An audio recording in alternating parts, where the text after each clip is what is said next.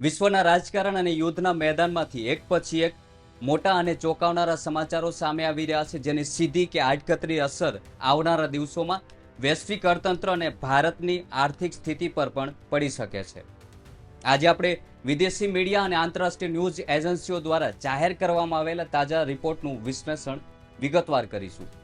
અને તે પહેલા હજુ સુધી તમે અમારી ચેનલને સબસ્ક્રાઇબ નથી કરી તો તુરંત કરી લેજો અને વિડીયોને અંત સુધી જરૂર જોજો.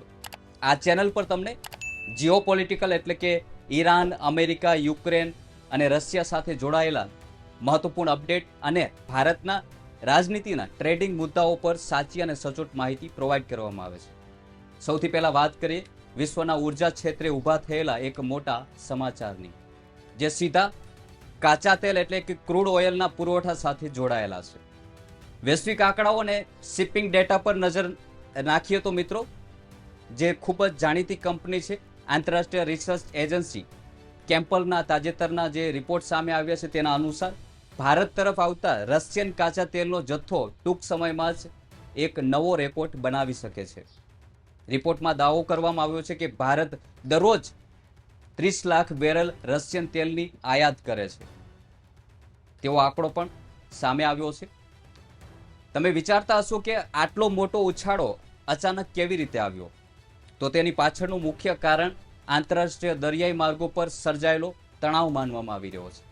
ખાસ કરીને લાલ સમુદ્ર અને હોર્મુઝ જેવા મહત્વના વેપારી માર્ગો પર સતત હુમલાઓ અને વિવાદો ચાલી રહ્યા છે.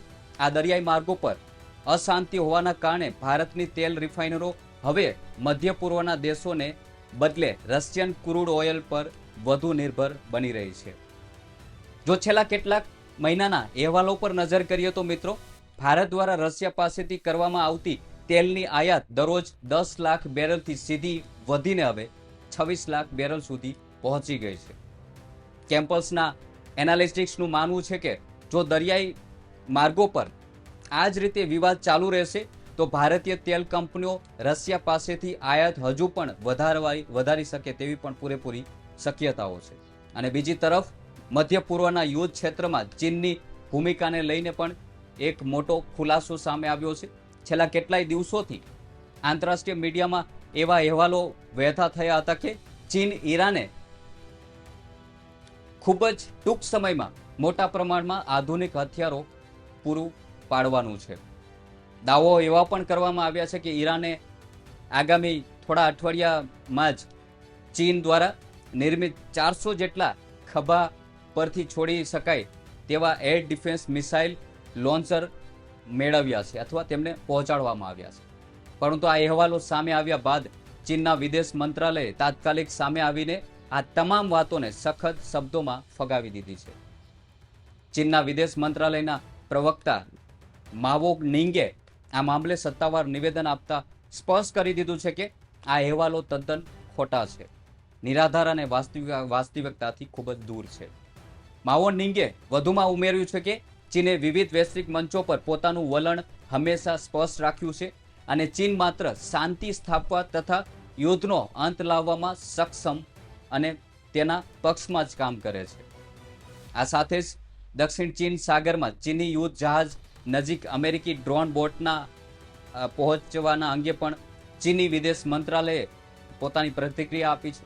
ચીને આંતરરાષ્ટ્રીય નિયમોને ટાંકીને અમેરિકાને કડક શબ્દોમાં ચેતવણી આપી છે કે અમેરિકી દળોએ ચીની નૌકાદળના જહાજો નજીક આવી ખતરનાક પ્રવૃત્તિઓ ન કરવી જોઈએ, જેથી કરીને આકાશ કે સમુદ્રમાં કોઈ પણ અણધારી અકસ્માતની ઘટના ન ઘટે. આ વૈશ્વિક ગતિવિધિઓ વચ્ચે હવે મધ્ય પૂર્વ અને રશિયાના અન્ય કયા મોટા સમાચારો છે તે જાણવું પણ ખૂબ જ જરૂરી છે. મધ્ય પૂર્વ એટલે કે મિડલ ઇસ્ટની ધરતી પર ચાલી રહેલા યુદ્ધ અને રાજકીય હલચલ પર જો આગળ વાત કરીએ તો મિત્રો, તુર્કીના રાષ્ટ્રપતિ રેપેસ તેયન, જેમનું નામ છે અર્દોગનનું, તેમનું એક મહત્વનું નિવેદન સામે આવ્યું છે. ઇઝરાયેલી હુમલાઓ અને બોમ્બબારોના કારણે દક્ષિણ લેબનાનનો વિસ્તાર ભારે વિનાશનો સામનો કરી રહ્યો છે. ત્યારે એર્દોગને ખુલ્લેઆમ જાહેરાત કરી છે કે તેમનો દેશ દક્ષિણ લેબનાનના પુનર્નિર્માણ માટે એટલે કે ફરીથી નિર્માણ થઈ શકે તેમના માટે શક્ય તમામ મદદ કરવા માટે પૂરેપૂરો તૈયાર છે. આ નિવેદન એવા સમયે આવ્યું જ્યારે આખા વિસ્તારમાં તણાવ ચરમસીમા પર પહોંચી ગયો છે અને ઇઝરાયલ લેબનાન સરહદ પર પરિસ્થિતિ અત્યંત ગંભીર બની ગયેલી છે.